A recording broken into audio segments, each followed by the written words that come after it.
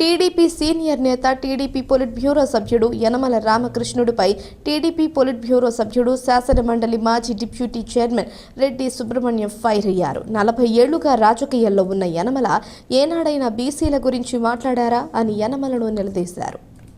రాజమహేంద్రవరంలో జరిగిన ఒక కార్యక్రమంలో పాల్గొనేందుకు వచ్చిన ఆయన మీడియా అడిగిన ప్రశ్నలకు సమాధానమిస్తూ యనమలపై వ్యంగ్యాస్త్రాలు సంధించారు. కాకినాడ సెస్లో బీసీ రైతులకు అన్యాయం జరుగుతుంటే ముఖ్యమంత్రితో కూర్చొని మాట్లాడొచ్చు కదా, యనమల కులాల పేర్లు పెట్టి బహిరంగ లేఖ రాయడం ఎంతవరకు సబబు అని ప్రశ్నించారు.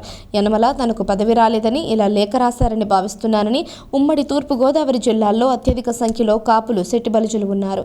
ఈ వర్గాలకు మంత్రి పదవి కోరుకోవడం సమంజసమేనని వ్యాఖ్యానించారు. ఇప్పటి వరకు సెట్టిబలిజలకు సరైన పదవి రాకపోవడానికి యనమలే కారణమని భావించాల్సి ఉంటుందని, తెలుగుదేశం పార్టీలో పదవులు అనుభవించి ఇప్పుడు అధికారంలో ఉండి ఇలా బహిరంగ లేఖ రాయడం ఏమాత్రం సరికాదన్నారు. టీడీపీలో యనమల క్రమశిక్షణ గీత దాటారా లేదా అన్నది మా అధినేత ముఖ్యమంత్రి నారా చంద్రబాబు నాయుడు, మా యువనేత లోకేష్ బాబు చూసుకుంటారని పేర్కొన్నారు.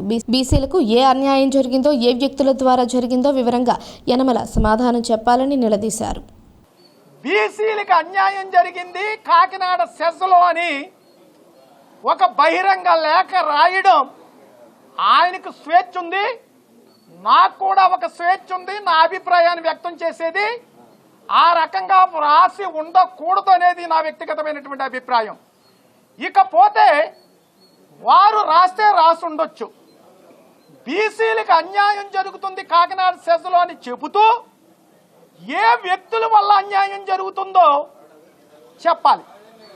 ఆ వ్యక్తులు చివర ఆ కులాన్ని చేర్చి ఆ కులము యొక్క మనోభావాలను దెబ్బతినేలా ఆ లేఖలు ఉండకూడదు. కేవీ రావు వల్ల జరుగుతుంది అంటే కేవీ రావు వల్లే చెప్పాలి. కేవీ రావు చౌదరి, మురళీకృష్ణ వల్ల జరుగుతుందంటే మురళీకృష్ణ అని చెప్పాలి. మురళీకృష్ణ చౌదరి. జిఎంఆర్ వల్ల జరుగుతుందంటే జిఎంఆర్ అని చెప్పాలి.